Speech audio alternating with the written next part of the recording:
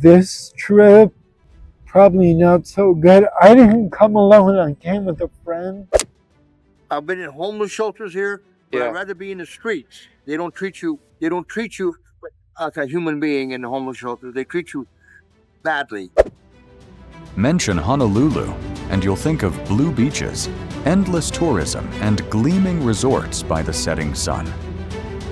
But just a few blocks off, the beaten path reveals a different world one, where homeless people sleep on the sidewalks, where substance abuse is rampant. Public health officials warn, and where medical services arrive later than the first seizure. This crisis isn't on tourist brochures. It's hidden behind the neon lights and veneer of civilization. This isn't just a few people losing their homes. This is a system that's falling apart piece by piece, day by day, right in the middle of paradise. Number 1 data picture. Amid the Instagram photos of sunny Waikiki and the perfectly edited tourism ads there is an unvarnished truth. Hawaii now has the highest rate of homelessness in the United States. Specifically, 80.5 people per 10,000 people lack stable housing, nearly 4 times the national average of 22.8. Not in remote areas or abandoned industrial areas. They live right on the beach in front of mall entrances, beneath skyscrapers overlooking the Pacific Ocean. The island of Oahu alone recorded nearly 4,500 homeless people in 2024. That number does not include those who did not report homelessness, those who lived in their vehicles, or those who moved between temporary campsites. A reality confirmed in the latest census report, more than 62% of them were completely unsheltered. They slept outdoors in nylon tents or on park benches, regardless of whether it was raining or the nighttime temperature dipped below 60 degrees. Overall, Hawaii has seen its homeless population nearly double in just 1 year. From 2023 to 2024, the statewide figure increased by 87%. This isn't due to a single event. It's the result of a chain of disruptions, unchecked home prices, the end of pandemic assistance programs, and the lingering effects of the Maui wildfires that left thousands of people suddenly homeless. The question is, how many frames cut out the reality your eyes can't see? Many would think that those numbers represent a marginal population. But in Honolulu, the concept of marginal is at its heart. The rate of homelessness here is not only the highest in the United States, but also the highest in the modern statistical history of the state of Hawaii. Each count comes with a warning: the current social support system cannot cope. In fact, in early 2025, due to lack of funds and manpower, the main coordination team in Honolulu had to skip the outdoor census, meaning thousands of people were not officially recorded. An invisible community in the heart of the urban center is known internationally as an island paradise. What's telling isn't just the pace of the increase, but the speed at which it's spiraling out of control. Maps of the inner city are starting to show signs of recurring tent zones, spots where tents pop up again within less than a week of each cleanup. Meanwhile, the supply of temporary housing has barely increased. Oahu has about 1,500 shelter beds unchanged for the past 3 years. The number of people needing shelter far outstrips the number of solutions being prepared. And the question is the city accepting living with deprivation as the default state? Number 2, broken from the roots. In Honolulu, a 1-bedroom apartment costs an average of $2,500 a month to rent. The state's minimum wage is $14 an hour. A full-time worker would have to work more than 110 hours a week to make the full rent, not including utilities, food, or any other expenses. This disparity isn't due to personal fault or uncontrolled spending.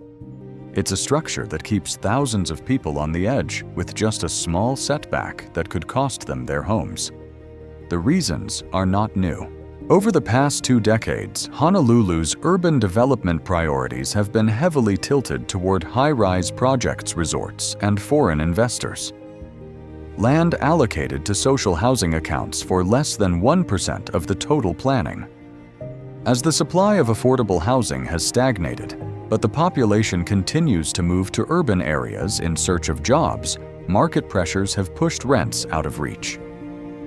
Another facet of inequality is land ownership. More than a century after Hawaii was annexed, indigenous communities have yet to regain the economic foothold they lost. They make up about 10% of the state's population, but more than 30% of the homeless. Areas that were once their villages are now resorts or commercial restaurant chains. Those who grew up there now live on the city's fringes, a few hundred yards from infinity pools and gyms. There are things that are mentioned as inevitable, such as urban development, leading to increased land prices. But when prices triple in just one generation, and mainly come from international speculative transactions, is that still an economic law or a consequence of lax policies? Consider this little-noticed fact. In 2024, more than 1,700 new apartments will be built in Honolulu. Only 6% of them will be for low-income people. Meanwhile, the number of people needing supportive housing will surpass 20,000, learn a gap between supply and demand that is not just a gap, but a chasm with no plan to bridge it. This imbalance is not the result of a single factor, but of many small decisions that have been overlooked over decades. And today, there is no denying that urban planning in Honolulu prioritizes the view from your hotel room window over the right of local residents to live a decent life. Number 3. Breakup in body and mind. In Honolulu, more than 1,700 homeless people have been reported to have mental health disorders ranging from anxiety disorders and major depression to chronic diagnoses like schizophrenia and bipolar disorder. That's about 40% of the island's unhoused population. Yet there are only about 180 long-term psychiatric inpatient beds spread across the island of Oahu. Given the demand, people sometimes wait 6 weeks or longer for a bed. Meanwhile, substance abuse continues to rise rapidly. It is estimated that more than 50% of homeless people in the Honolulu metropolitan area are addicted to methamphetamine or synthetic opioids. These substances act directly on the central nervous system, impairing behavioral control and the ability to respond to danger. In the first quarter of 2024, alone, the number of emergency room visits for chemical poisoning at the city's 2 largest community health centers exceeded 220, nearly double the number in the same period last year. The consequences don't stop there. When mental illness and substance abuse collide in unstable living environments, the risk of infectious disease increases. The hepatitis A outbreak in mid-2024 was a prime example, sending more than 80 people to the hospital in a month. Nearly a fifth of those people lived in makeshift camps where there was no constant access to clean water and sanitation was spotty. There is a little-known aspect of public health reports. The vulnerability of the homeless population goes far beyond the moment of the incident. A skin wound left unsterilized, a low-grade fever left untreated, or a sleepless night due to a seizure. Each of these can be the first step in an irreversible chain of deterioration. This is not a medical issue. This is a speed issue between a person who needs to be kept alive for treatment and a system that is forced to choose who gets it first. The difference between recoverable and no way back is decided in a matter of hours. So by what standard can a city be called civilized when someone's survival depends on when they fall, not whether they need help? Number 4. The real dark side. Honolulu's tent encampments are no longer simply shelters for displaced people.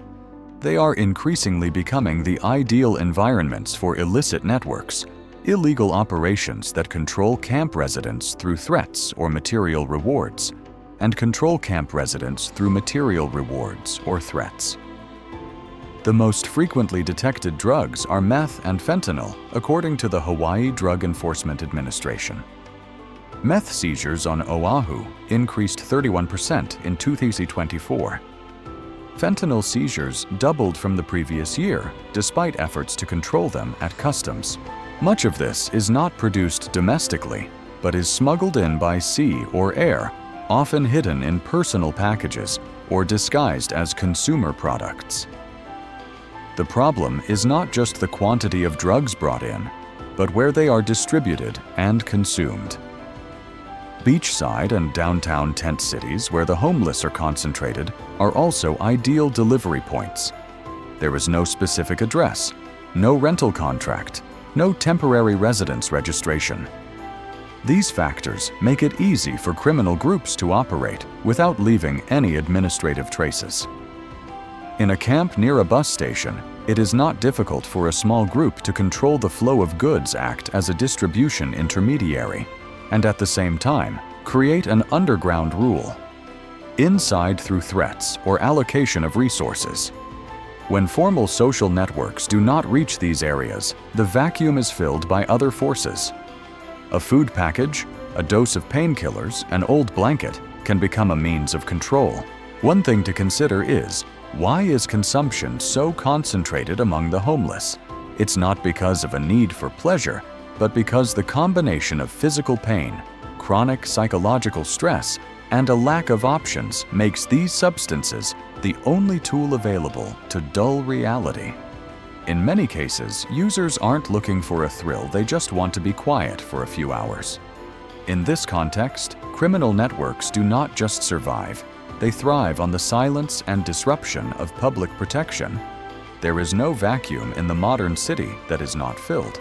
The only difference is who is filling it, social services or Black power. Number 5. Half-hearted policy. Exhausted system Honolulu has had sidewalk bans in place for more than 10 years. Homeless people are not allowed to sit or lie on the streets between 5 a.m. and 11 p.m. in commercial areas, especially around Waikiki. A single violation can result in a fine of up to $1,000 or 30 days in jail.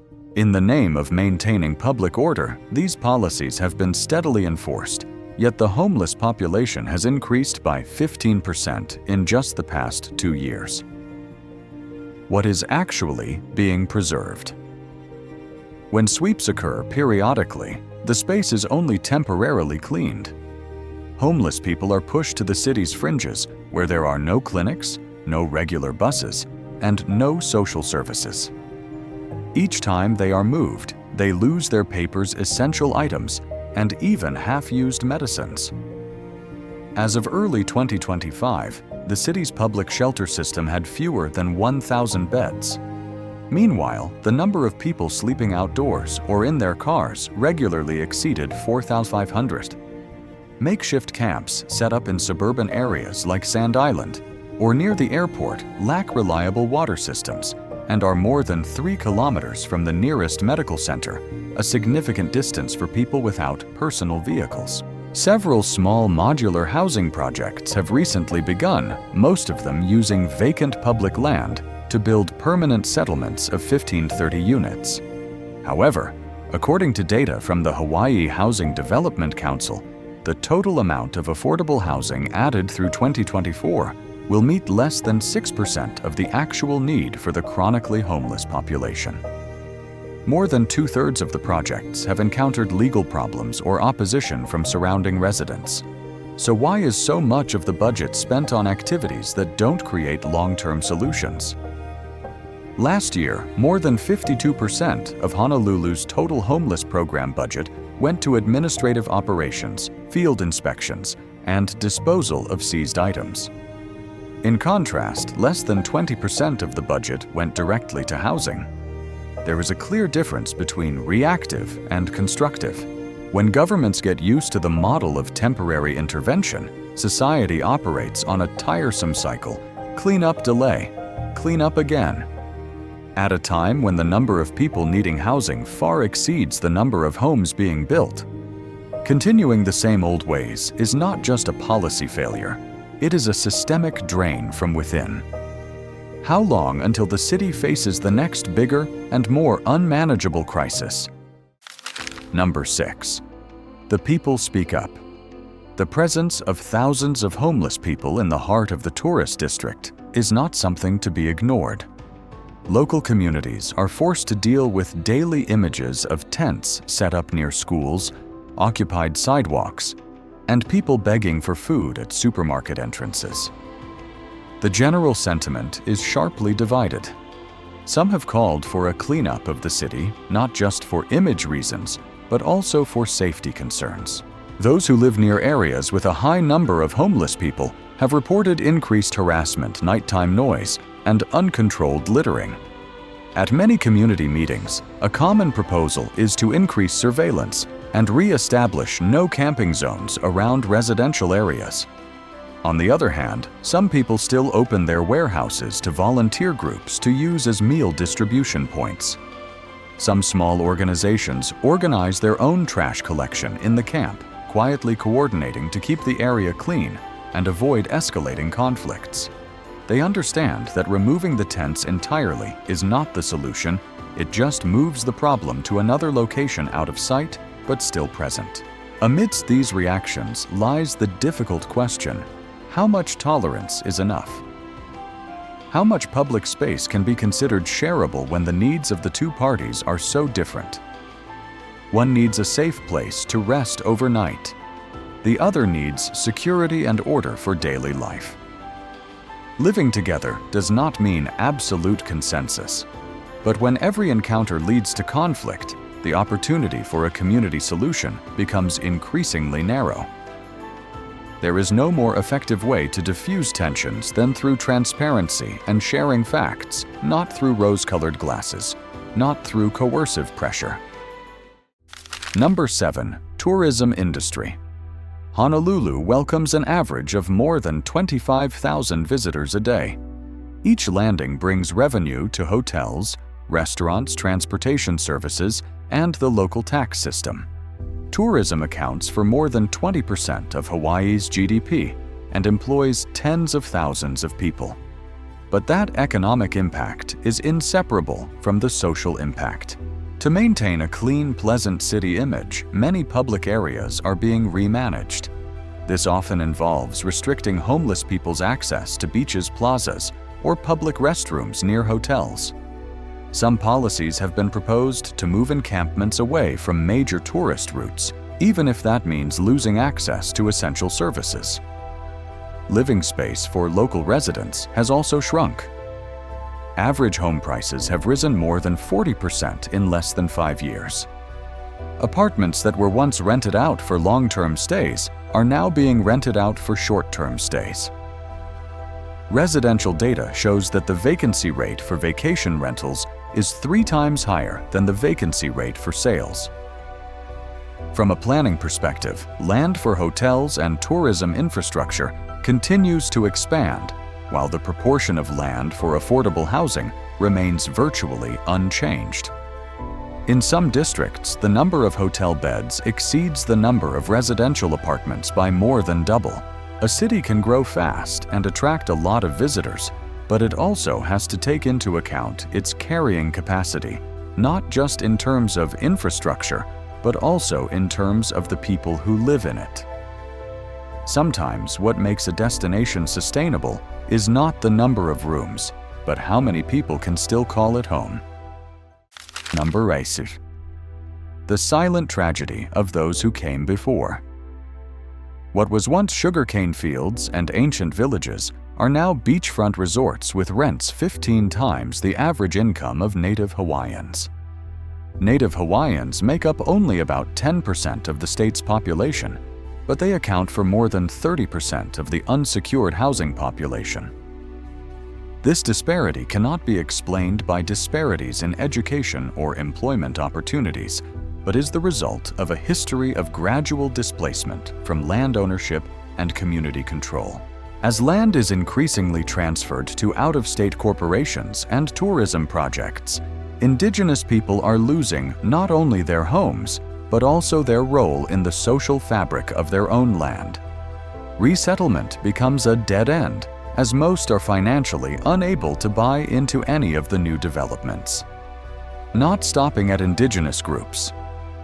Another community facing serious settlement barriers is Pacific Islanders, who come under agreements of free association. They are not citizens, do not have official residence registrations, and do not have access to most welfare policies. Although they are allowed to live and work, they often fall into out-of-the-system status, do not have the documents to rent long-term housing, and do not qualify for social assistance. A land retains its identity only when its custodians are still alive and living on that land. When the custodians of culture are pushed out, the rest is just a form of performance.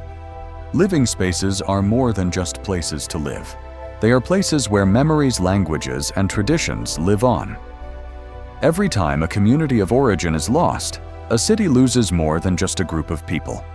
It loses the roots that give it its identity. Number 9. A story that few people have heard. Without a name tag. Without a headline, these small pieces of the homeless crisis are often completely overlooked in plans and reports. They are groups that are not priorities for assistance, that are not noticeable in numbers, but that struggle every day in the gray zone between existence and oblivion.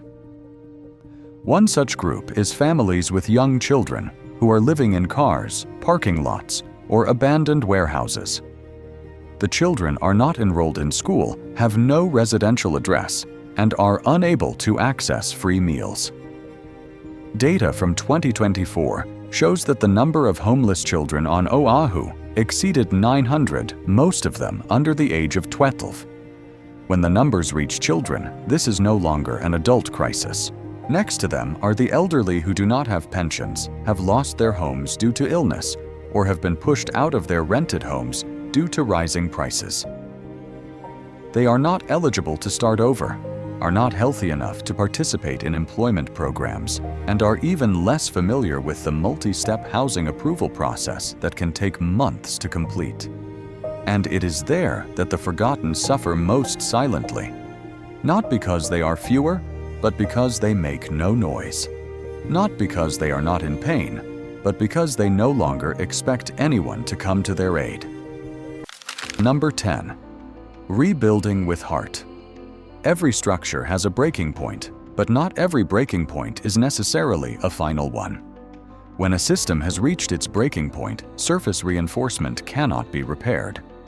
For real change, the first foundation is affordable housing in the true sense. Not luxury apartments with 3 low-income rental rates to meet the target, but large-scale, low-cost public housing models located near essential service centers. Prioritizing land allocation for this purpose is a must-not a sidestep option. In 2024, the number of new projects in this category will still not exceed 10% of total civil construction. Next, the medical and behavioral health infrastructure needs to be reorganized from the ground up. Current reception facilities are too few and far from the places where people need support.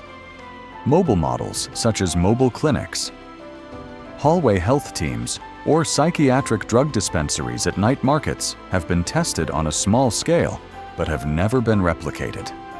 More than 60% of homeless people are reported to have mental health problems, but only 1 in 10 receive specialized support.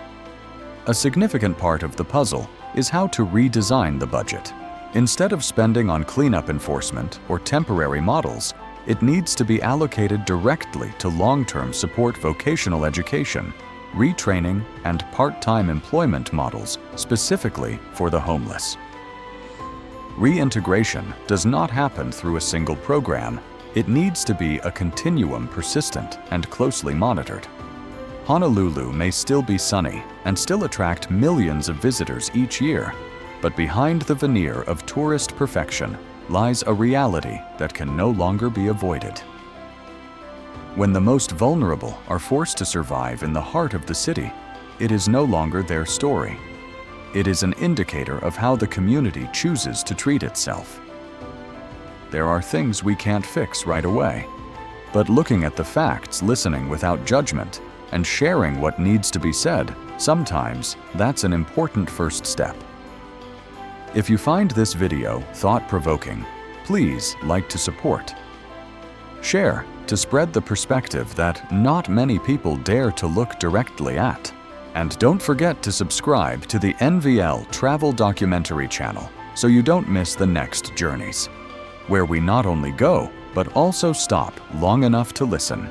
What are your thoughts on Honolulu's story? Leave a comment to continue the conversation this city so desperately needs.